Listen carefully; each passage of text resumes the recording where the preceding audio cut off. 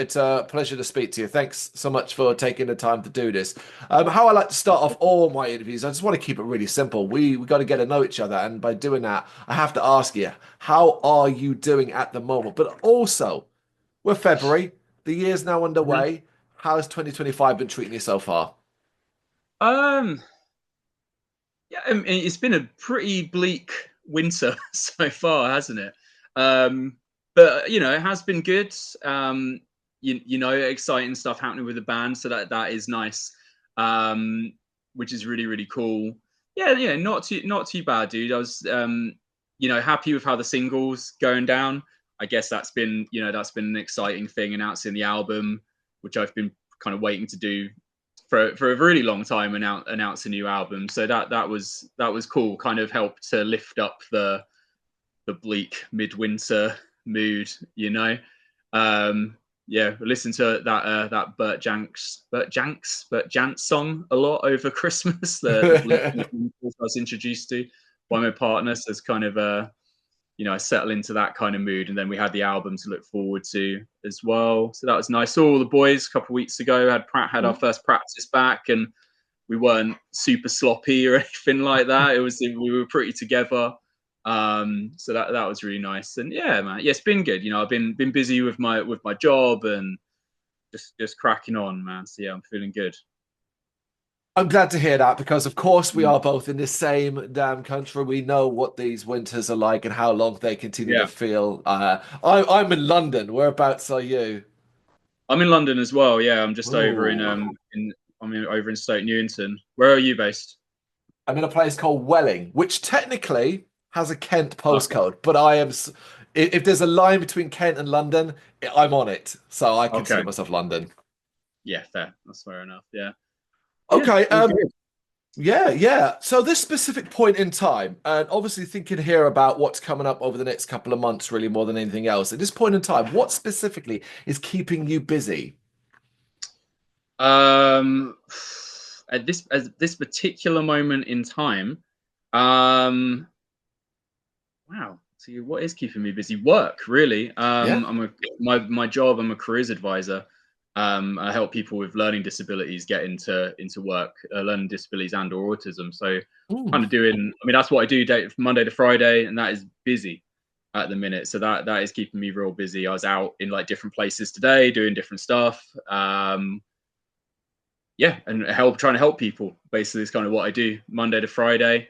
So that keeps me very, very busy in terms of just like hobbies and stuff like that. I mean, yeah, because I'm like the guy for the band, like we were saying, all the admin that comes with that. So as soon as the album was completed in 10th of November, well, it wasn't completed, but the recording was completed. It was like I did everything. Mm. Sorted everything out, the artwork, the mastering, getting all the files over the church road. I think I was emailing them on like Christmas Eve, which obviously they weren't picking up, like, but I'm sure they weren't stoked about getting lots of emails on that day. But yeah, and doing all that, getting ready for all the different shows that we've got coming up, and I'm going to be getting busy, keeping busy with that, booking in the merch, getting in the merch designs, all that kind of jazz. Um, yeah, I mean, I was going to say like hobbies. So what have I been doing? Tell you what, I have been listening to. Guys, keeping me busy today. I've been listening to a podcast called A Year in Horror, Okay. which is it's run by a guy called Paul Waller, not Weller, as he does not like to be called. He was sang in the Ohms. Don't know if you know that band. Oh, They're yeah, yeah, of course. Yeah. yeah. So he was sang in Ohms. I don't think they're a band anymore. But yeah, his podcast is great. I would, if you, especially, I see the critters. Is that a little flag or a blanket you got there? I think if you're a horror Oh, guy, then it's a little cushion. Sick. I love critters. That's a great movie. Yeah, I think if you're a horror fan, then which it feels like you obviously are, I'd get into it. Yeah, Year in Horror, really really good. So I've gone through about 5 episodes of that since yesterday as well. I listened to it a long time ago. There was a really good episode on The Last House on the Left, mm. and I think he did a whole thing on Stephen King films, like good and bad ones as well. I've been listening to that for the last sort of day or so while I've been traveling around London. So Oh. that's been keeping me busy. of watching movies, listening to records, the usual sort of music nerd, horror nerd kind of stuff. Enjoying life. Great recommendation. I'm aware of Oms, and I'm aware of the person, but I didn't know about the podcast. I've definitely checked that out because horror is a major part of my life. I mean, it's in our website title for sure. Yeah, So like it's an important part of it. yeah. So for sure that'd be really interesting, particularly as there's so many knowledgeable people out there. And there's so many podcasts that even finding good ones can sometimes be a challenge. Yeah, for sure. Yeah, I know what you mean. It's really tough. I dip in and out of podcasts. Sometimes I get really into them, and then I'm just like, oh, it's just a bit. Sometimes they're really hard to keep up with as well, and then you lose track of it and stuff like that. But I think with this one, it's a good one to a little bit like the last podcast on the left, like the horror one, Yep. like the really big one. You can kind of just choose. You can flick through and be like, oh, I like that movie. Yeah, do that one. Yeah.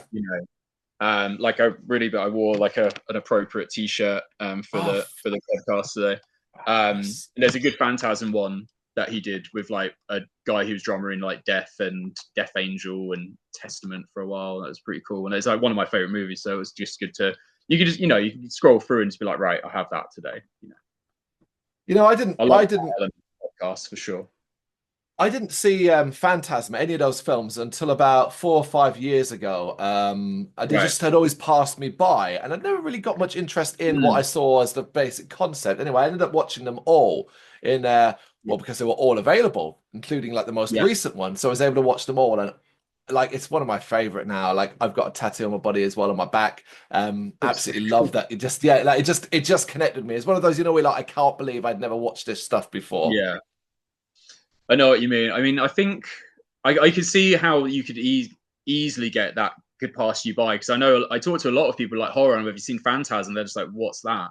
And I'm like, oh, you just gotta watch it. But I feel like I don't think I saw the first one. I think I must have seen like two or three, like just, on late night TV or whatever, like Channel 5 or something like that. And it's just one of those things that you end up just.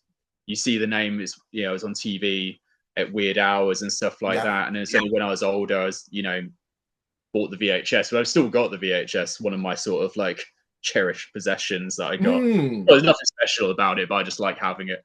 And yeah, I love it. It's such a weird, I mean, the first one is amazing. And the others are like, as well, maybe whether you felt this or not, they obviously decline in quality a little bit, but there are amazing things about them all.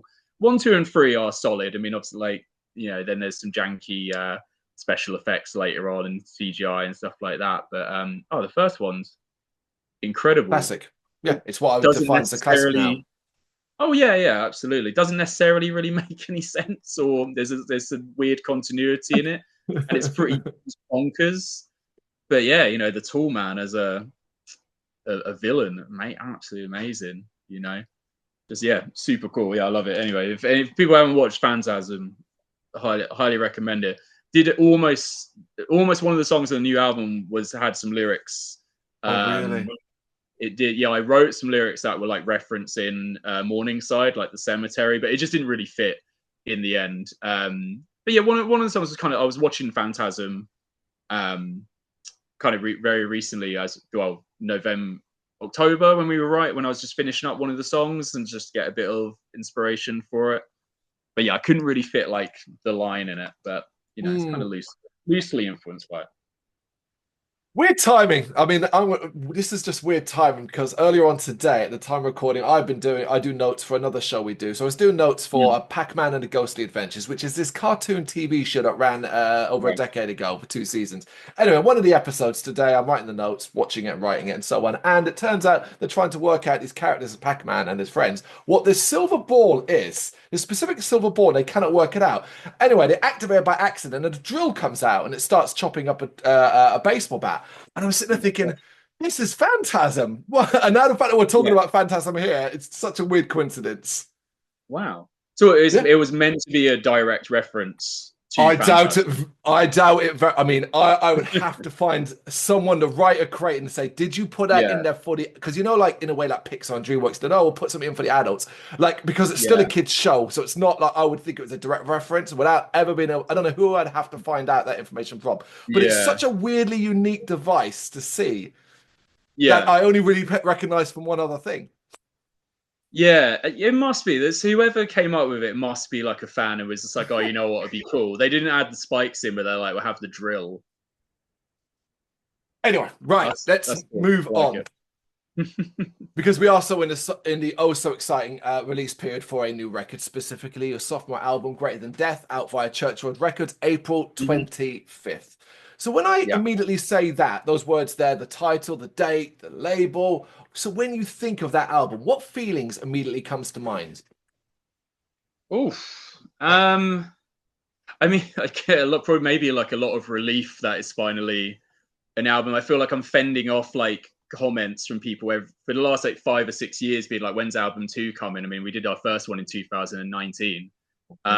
So by the time this comes out, it'll almost be 6 years, or pretty much to the day. Um, and yeah, things have always, yeah, I think, we'd always be like, right, we're going to crack on and write. And then we get offered a tour, and then we're like, we can't really turn that down. So we'll wait till the end of the year and we'll write again. And it's just been this whole thing. And then I had to just, after we went on tour with Crowbar, I had to be like, look, boys, but I think I even booked it in before that. Actually, it might have been when we came off tour in 2023 with High Command, like the end of the year. And I was like, Hmm. I'm booking the studio. If I booked it like a year in advance, I was like, right, I've booked it. It has to happen. And everyone was cool with that. And yeah, I guess yeah, maybe relief that it's finally happened. I've had Greater Than Death as a title for about, apparently, like Mac says that when he joined the band in 2019, I was talking about it. I don't remember Really? that, but he says I was. So I've had the title for the album for a long time already, kind of knew exactly what I was going to call it and try to write around. And just, yeah, thankful no one else had it. That was pretty much, I've been, yeah, on Spotify all the time, just being like, oh, just typing it. And there was an artist called Greater Than Death that popped up recently, and I was like, God damn it. But I think it's fine. Yeah. Um, I think I think they're like a rapper or something, so I think it's okay. But yeah, and it's exciting as well. I'm really happy to do an album with Church Road. We did an EP.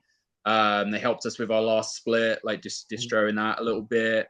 But and also, I had an reoccurring email from Justine about 3 years in a row, I think, being like, "Hey, what's going on with this album?" And I'm like, I think it's next year. Like, even though I've kind of been saying, yeah, we're gonna do it. So yeah, it's exciting. It's a relief that it's coming out. It's kind of like dropped now. It's loads of work to do, obviously. But yeah, I mean, overall, it feels good. It's cool.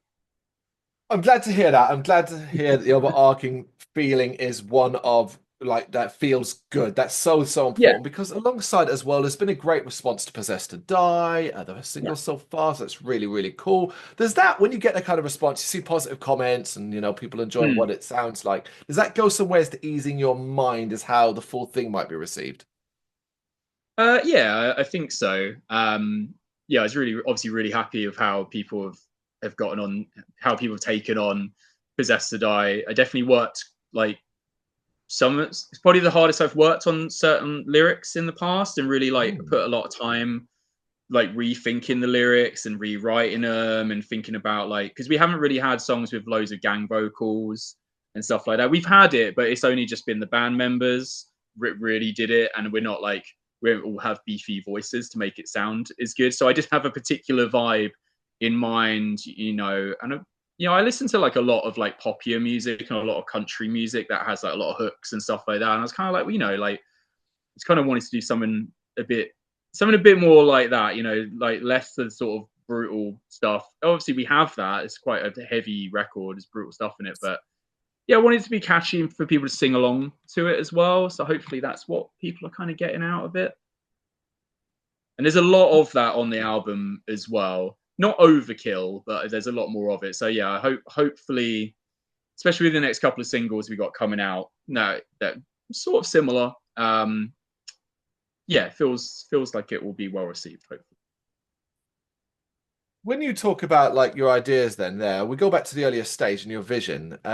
Did you Yeah. have a clear vision of what you wanted the sort what you wanted the record to be when you first went down this path? Um, honestly, no, because it is such a mixed bag of everyone's influences as well. I mean, I definitely had more of an idea of what I was writing about, but yeah, I Hmm. guess in terms of me, yeah, like I did get it. You know, the title has taken on. I've had it for a long time. It's taken on lots of meanings over the years for me as different things have happened in my life and stuff like that. But it's funny when we go into an album because it was sort of like it's almost split into three. Like three songs came from Ben, who's been the one of the he's our lead guitarist, and he's been in the band like the third longest now out of the current lineup. And then we had Mac. He joined. He wrote two of the songs, and then Dara, who's new, who joined. He's been definitely been in the band for like 2.5 years now. Kind of joined after we played Bloodstock, which I Mm. think was maybe 2022 or 23, one of those years. I feels like a forever ago. But yeah, and then but Does. he's yeah he kind of yeah, but he joined the band. He used to fill in a lot for our old bassist who like couldn't make every show and stuff like that. So Dara started filling in, and when Jack decided he didn't want to do it anymore, Dara was kind of the obvious choice, and he eased Ooh. into the band. But now he's writing quite a bit. So the kind of crustier bolt thrower esque songs on the album kind of coming from his side of things. And then like Ben, right, like Ben wrote "Possessed to Die." That's kind of like his riff or his song. It's a lot cleaner sounding as well. That's kind of his vibe. So it's kind of bringing it all together. So I don't think there's ever a vision. I try to say we should have a vision, but it doesn't work. We just kind of end up going for it. But I feel like we get each other's styles enough that it can work together. You know what I mean? Don't know if that really answers the question. No. I Well, think we're just quite lucky that we've all ended up together, whether you know in this kind of dysfunctional kind of way. But we all agree on the same stuff, but bring a different thing together, if that makes sense. yes and no. I mean, because the whole point of the vision question is it's designed almost to be a difficult one because you've got to automatically think back for starters. It can be quite a Yeah. while ago when you first even started down this path. But intriguingly, ultimately, the vision can be as simple as, well, the vision is we're going to sound like Inhuman Nature. That's it. That's the Yeah. vision. That's kind of the vibe, yeah. But I think with this record, it does sound what the band should be. You know what I Hmm. mean? I feel like everything we got a really solid lineup at the moment because we had member changes and that did like hold up writing stuff like that. But yeah, no, I think this is like the best it's sounded and the tightest and more of like a unit. You know, it's good. It feels good on stage as well. But you know, everyone's bringing a different vibe, and that's cool. Like you know, me and Dara, bassist, listen to a lot of hardcore and crust. But I listen to like I'm really influenced by hardcore. Is like that's kind of how I came up in music. Really, was going to hardcore shows and being used to being straight edge and stuff like that. So I like a lot of that stuff. That world doesn't it means nothing to some of the other members of the bands. You know what I mean? They're coming from a totally different angle. Um, but it just works. You know what I mean? So yeah, I think you're right. It just sounds like Inhuman Nature. But yeah, I don't know. It feels good. Whatever. Good is good enough, and not only that as well. Yeah, Like you can hear it already. Progression and evolution. This is not just a yeah, repeat of what's been done before. You have a sound and style, but this yeah. is you're not stuck in one specific genre over another. So, how experimental early stages? Talk from your personal perspective. How experimental were the early stages of the creative process? Um, I'll be honest with you. All the from early on. I mean, so we're kind of like the way we write. We because we don't all live in London. Three of us, Mm. two of us now live in London. Everyone else lives outside of London. So it's kind of like whenever we can get together. So normally it would be people sending demos over, Yeah. like a lot of bands started doing after like Mm. COVID, really. I love to write in the studio. That's my favorite, but it just doesn't work for us all the time. I think we're going to try and up that now after we've done this album and see how that goes. But so it's kind of more like we send over tabs and demos. I'll listen to it, write to it, and then we have like a solid skeleton of it in the studio that we get tight enough to go and record. But I'd say all the creative stuff happened in the studio live, like when we got in there. So there was some sort of, have you heard the record? Yeah. Yeah. So the intro, we had no idea what we were going to do for that. We just did it on the day. So all the sounds, like the first, I kind of don't want to reveal what the first thing you hear on the record is me like dragging something. Won't sound as cool if I tell you what it was. Of course, but yes. Like sounds awesome on the record. But we just made that up on the day, and like a lot of like the synths and stuff like that. It just so happened that James had ordered a theremin that week, and it turned up, and we were like, well, we should probably just use that. And then so we had the theremin on the records, you know. And that was really fun because we just all get involved and be like, oh, let's try this. Like, again in the intro, there's a big like booming sound.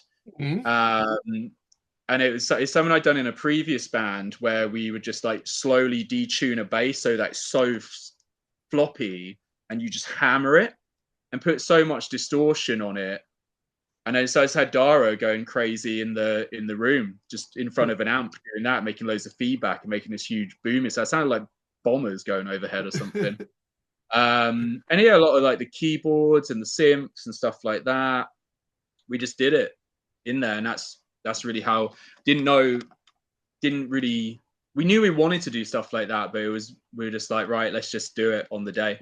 And then ideas would come to mind and stuff like that. Yeah, like well, probably by the time this comes out, the next single will be out hopefully on the 25th of this month. But there's like a beer can opening, which is stupid, but like, I wish that would be a good moment for a couple of beer cans to be recorded. Just, you know, silly stuff like that, but sounded cool. Yeah, that's when it really, because we spent 10 days in the studio. So I think that's when we got to actually, we got all the tracks down and we were like, okay, right. So let's actually spend some time building everything up and adding all this other stuff in.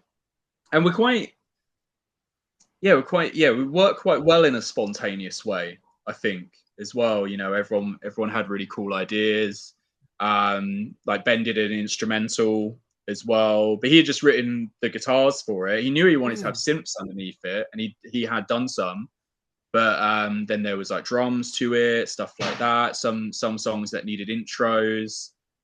I was just like, okay, let's just set up, you know, loads of toms, and we had Simon in there just like playing around with cymbals for certain intros that we hadn't written at all. We were just like, okay, I think this needs this.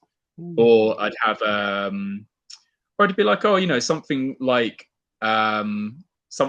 this would be cool, and then we'd like kind of figure out what another band had done, but not do the same thing, but just maybe something similar. Like one of the intros really influenced by the first Blood Ceremony album.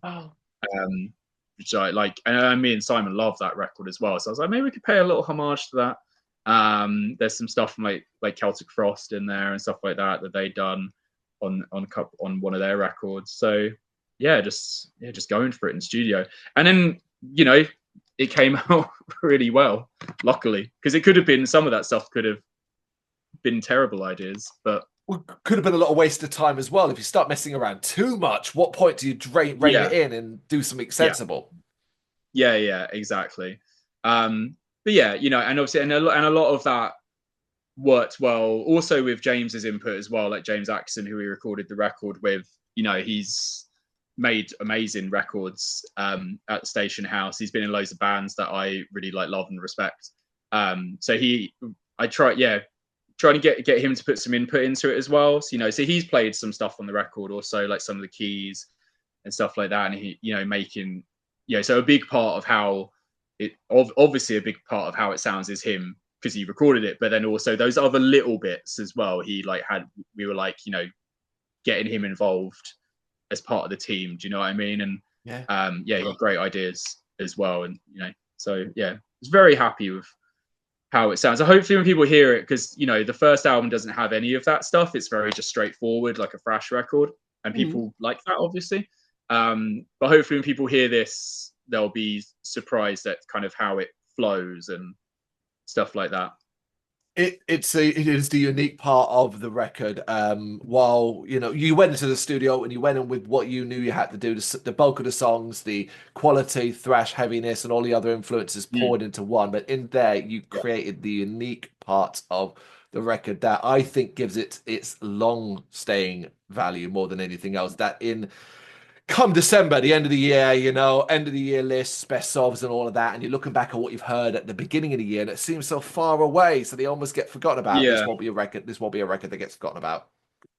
Cool. Thank you. Yeah, appreciate that. Yeah, hopefully not. Yeah, yeah, of course, can't speak for everybody, but I know what I'm talking about. But talking of which, then, the studio experience clearly was an incredibly fun, exciting, fun time for Yeah. you overall. Then, so when you look back at the entire creative period, and I'm talking about the whole thing from beginning to end, not just in the studio, but from the very first time you ever thought about a new album to this moment we are here Yeah. right now, is that your favorite memory, favorite moment from it, or are there others?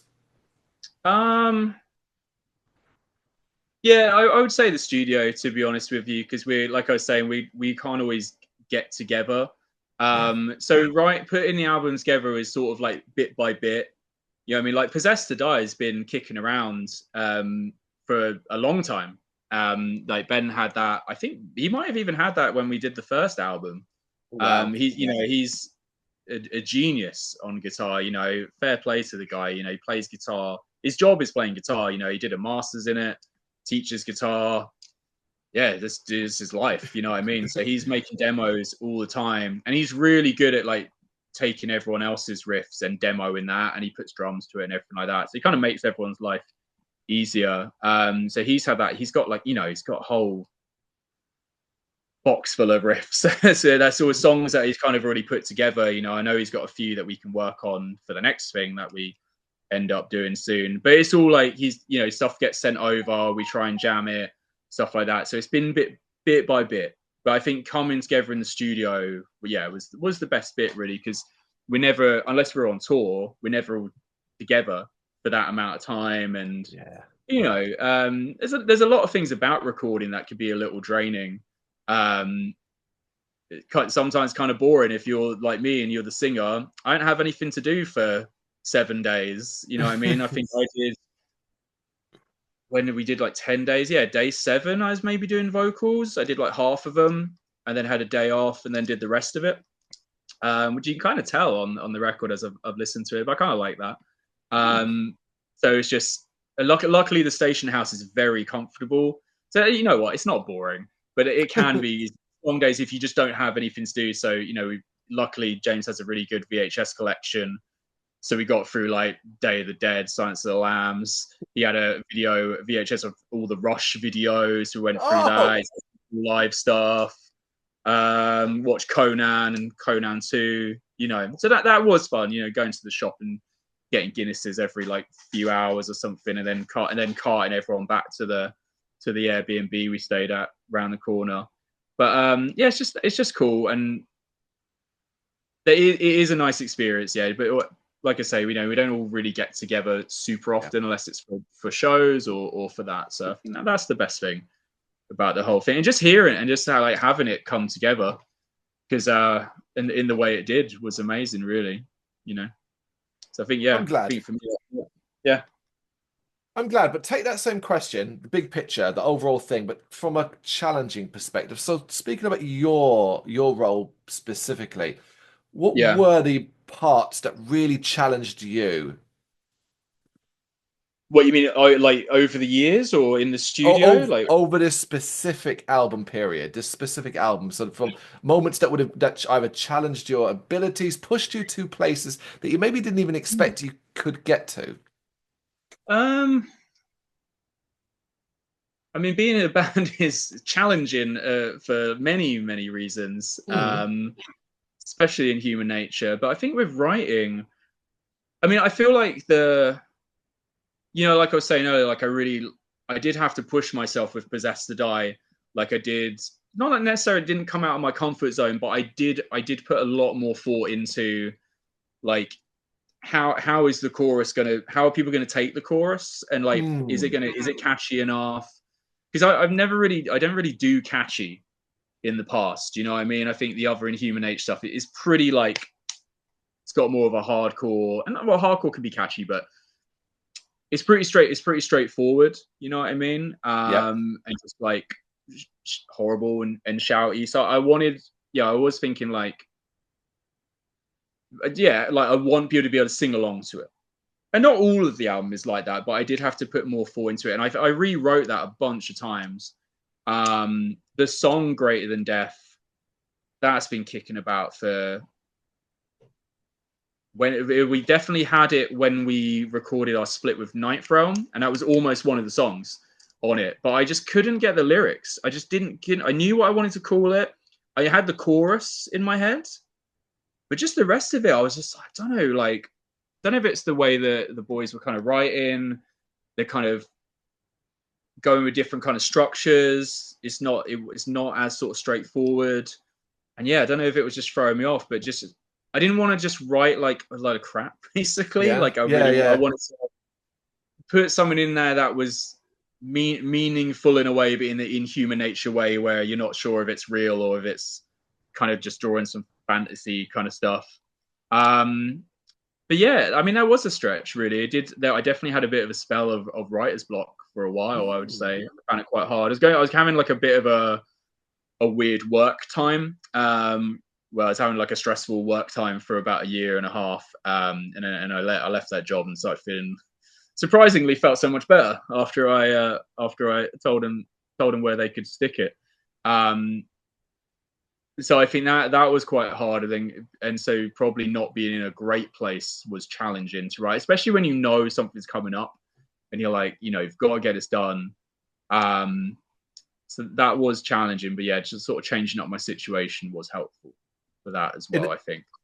Inevitably, the personal life does bleed into the professional. You can't help it, even if you wish you could. Yeah, absolutely. I mean, dude, that job was like bleeding into tours and not like it wasn't cool at all. I had to sit. There was a point where we were in Austria, and I had to sit the boys down and be like, "I'm not good. Like, I need to talk to all of you." And then made some decisions when I got home, and now I'm like, I fucking love my job at the minute, so it's great. But yeah, that did bleed into it. Now that I'm kind of thinking about it, I think that was probably like where I was having some challenges. But yeah, and just trying to raise my game a little bit. And it's been quite nice. Like a lot of people that I respect their opinion. I don't think they're like just blowing smoke. Have said like that they really like the vocals and the gang vocals and everything like that. So it did kind of make me feel like putting the extra level of effort into it was worth it. Which is nice. So I think other than general tour challenges and trying to beg everyone to write an album and have proper practices like regularly and stuff like that, just trying to up the game a little bit and kind of like stretch myself and challenge myself, and that's what I guess that's what you should do if you're I mean, I never label myself as a musician. I think that's a joke in my case. Everyone else in the band is a proper musician. For me, I'm just like, no, that's not who I am. But trying to stretch and develop, I think, was a challenge.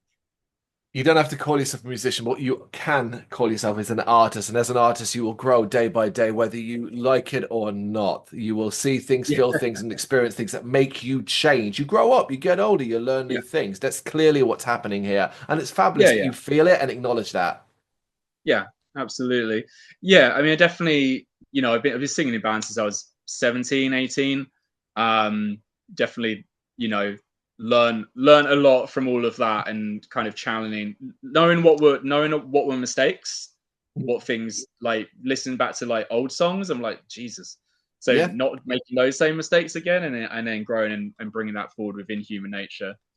So I've always, with Inhuman Nature, I've always like known, and it's something that I struggled with in the past. I used to be in a band called Hang the Bastard that was very like doom heavy, hardcore, but like when I look back at some of the lyrics I wrote, I'm like, I really didn't understand the job description in this, did I? When I was writing quite like about like ex-girlfriends or current girlfriends at the time, and sort of like stuff that didn't really quite fit with it. And I'm like, I'm not going to do that again with this band, and keep it, on brand, for lack of better words, I didn't realize that connection was there. I didn't realize. Were you in Hang the Bastard to the end?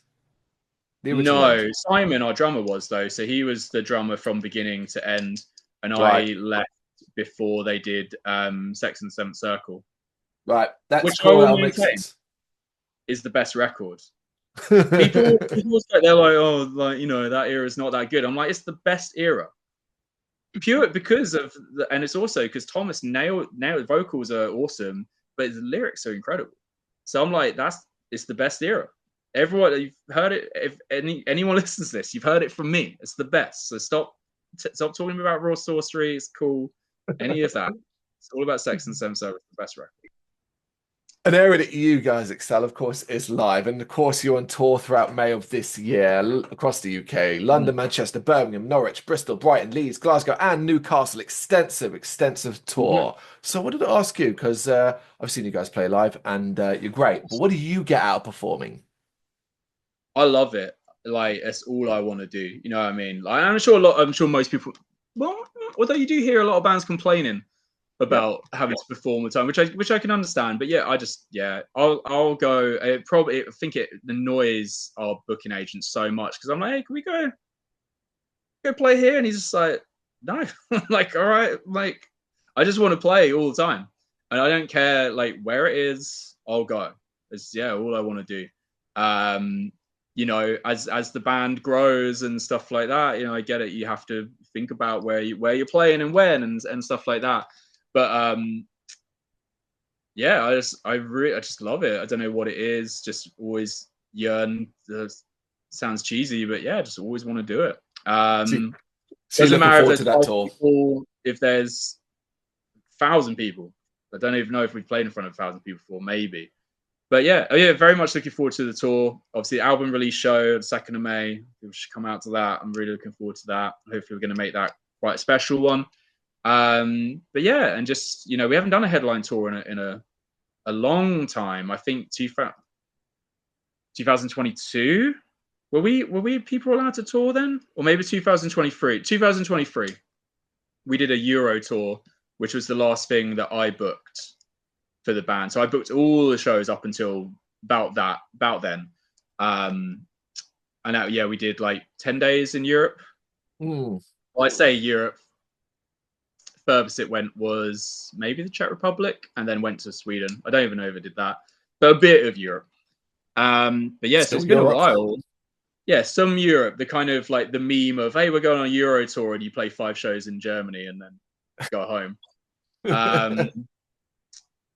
But yeah, no, we haven't done a headline tour, and obviously, which is scary as well because, we've been supporting bands for a long time. We don't all our tours, all the last 4 tours that we've done, we've been like main support for bands. Yeah. So going out and doing our own thing with a new record is really fun and awesome, and I'm looking forward to it. But yeah, it's kind of scary as well. You know what I mean? You're playing some incredible venues as well on this tour, the ones you got listed off. I mean, the London one, for those who need to know, is downstairs at the Dome, aka the Boston Music Room, whatever you want to call it these days. But yeah, that's a fantastic venue. So I love that place. So yeah. Yeah, our third or 4th show was there back in like 2018. Maybe 2018, maybe really early 2019. Wow. I feel like 18. Yeah, 2018. So it's long time. So yeah, really nice to do a headline show there and have that as the release show as well. So it's cool. I really like it there. I used to go to hardcore shows there all the time when it didn't really look like it does now. So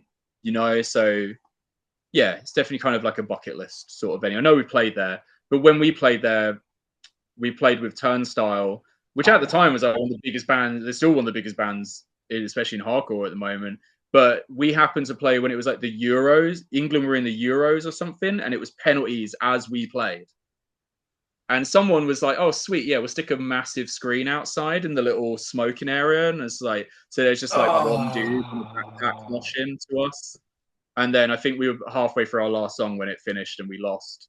And then everyone came in and then we were just like, sorry.